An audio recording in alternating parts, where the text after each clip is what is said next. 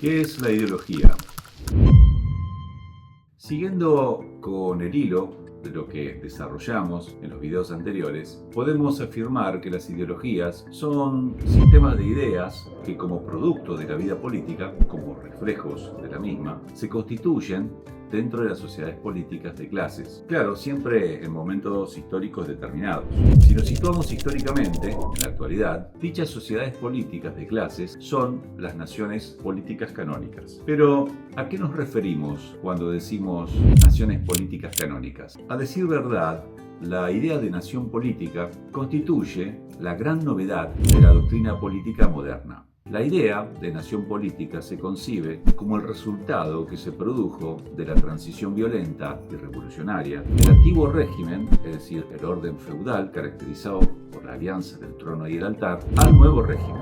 La Asamblea Francesa de 1789 creó así, como entidad característica, la idea de la nación política, encarnada por primera vez en la nación francesa republicana. Desde el materialismo político, marco teórico, desde donde analizo y analizaré la realidad en el resto de mis videos, digo que esta transformación, iniciada en la Revolución Francesa, que lleva desde el antiguo régimen feudal a la nación política canónica, se habría producido por un fenómeno de racionalización político-histórico que denominamos desde el materialismo político holización. Entendemos a la holización como un proceso basado en la cinética química de los gases, en los cuales estos se descomponen en partículas idénticas y separadas y se vuelven luego a recomponer para adquirir nuevas características globales del gas. Esto, trasladado a la dinámica de los procesos históricos sociales, nos ayuda a explicar un tipo de racionalización política que tiene que ver con la descomposición atómica más que con la anatómica de las sociedades humanas. Si este proceso químico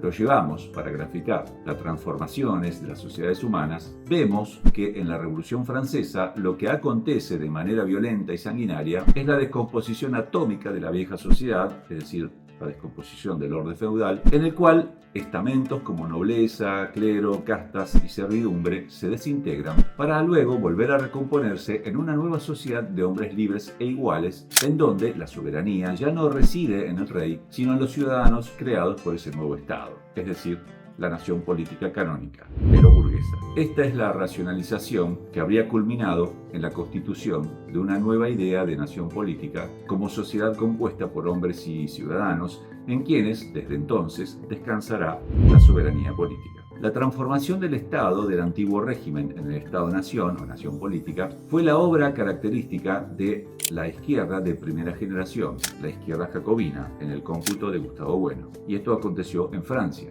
Y la segunda generación, la izquierda liberal, fue la que transformó las naciones del antiguo régimen al nuevo régimen, que serían las naciones políticas. Esto aconteció en España y las naciones iberoamericanas, producto obviamente esto último de la balcanización del Imperio Español. En el momento actual, en las naciones políticas, prácticamente todas ellas, o en su abrumadora mayoría, excepto algunas monarquías o ducados perdidos, son naciones políticas canónicas. Esto quiere decir que excepto la China popular, Laos, Vietnam, Corea del Norte, Cuba, que son naciones políticas pero que expresan en sus constituciones un carácter socialista, prácticamente todas las naciones políticas canónicas tienen un carácter de clase burgués. Por lo tanto, la ideología, es decir, el sistema de ideas imperantes y dominantes en estas sociedades, es el sistema de ideas de las clases dominantes, burguesas ellas, que hegemonizaron el proceso de holización, es decir, de racionalización, que llevó a la conformación de los modernos Estados-nación tal cual los conocemos hoy. Porque los colores de nuestra patria pueden contenernos y además de contenernos, pueden darnos seguridad. Es decir, la ontología, el ser de estas formaciones históricas contingentes, está constituido y regido por la concepción de que todos los elementos de la realidad existentes en dichas sociedades son pasibles de convertirse en mercancías, tanto en acto como en potencia. Dicho de otra manera, en la sociedad política capitalista, todo se compra y todo se vende. O sea, la nación política canónica es el Estado burgués, ya sea una democracia avanzada como república o monarquía parlamentaria, o como dictadura burgueso-militar, típica de otros tiempos en Iberoamérica. Y esto último es necesario resaltar, ya que lo más importante de los regímenes militares que asolaron nuestro país y nuestro continente no es su carácter violento y sanguinario, con el que nos abruma la prensa y la historiografía dominante. Esto sería más bien anecdótico o un rasgo particular, sino que lo más importante de estas dictaduras fue su carácter de clase claramente burgués. ¿Cómo viendo esto podemos seguir con nuestras vidas? Muy fácil. Saltando. ¡Hop! Las Fuerzas Armadas de Videla o de Pinochet no mataron, torturaron y desaparecieron personas porque sí. Lo hicieron precisamente para abortar una oleada de ascenso revolucionario de la clase trabajadora, de reconstruir o reconstituir el orden burgués para instaurar la paz social necesaria para mantener el capitalismo y el clima de negocios, obviamente favorable a las clases pudientes y al capital extranjero. Porque justamente para defender la libertad y la dignidad del hombre, la Argentina tuvo que enfrentar este tremendo problema de una guerra en la que pagó precio de sangre. Una guerra que no quisimos, que no declaramos, que nos fue impuesta. Y la Argentina, repito, los argentinos no tenemos nada que ocultar, ni nada que avergonzarnos en ese sentido. Porque justamente eso ocurrió en defensa de los derechos humanos del pueblo argentino, gravemente amenazados por una agresión del terrorismo subversivo que pretendía cambiar nuestro sistema de vida. Es decir, en una palabra, necesitaban, a través del terror, disciplinar a la clase trabajadora y restaurar, obviamente, el orden burgués. Ante este hecho histórico objetivo, la burguesía, su facción soberanista, como clase dominante y dirigente de las naciones políticas modernas, en defensa y expansión de sus intereses materiales y particulares de clase, echa mano a un elemento ideológico que le va a dar mucho rédito en lo económico y en lo político. Este elemento ideológico es el nacionalismo. El nacionalismo, que lo hay muchos, tanto étnico reaccionario como político burgués, o una mixtura de ambos, como ideología de la clase dominante en defensa de la nación, entendiendo a esta como su nación, de su propiedad, es un intento en realidad de convencer al resto de clases subalternas desposeídas y explotadas, es decir, al resto de la población, de que dicha defensa de la nación es la defensa de los intereses y de la integridad de toda comunidad contenida en el ámbito geográfico político de dicha nación política, teniendo el propósito de asociar y confundir el interés de una clase minoritaria y dominante en particular, es decir, la clase burguesa, con el interés del resto de las clases subalternas. Mientras tanto, los militares, que no tenían nada que hacer, se pusieron a jugar a los soldaditos entre ellos. Hicieron una raya, hicieron colorado de este lado, azul de este otro lado, gana el que tiene más tanques. Nosotros, los civiles, que no teníamos arte ni parte en el asunto, porque únicamente ligarnos una bomba que nos reventara la casa.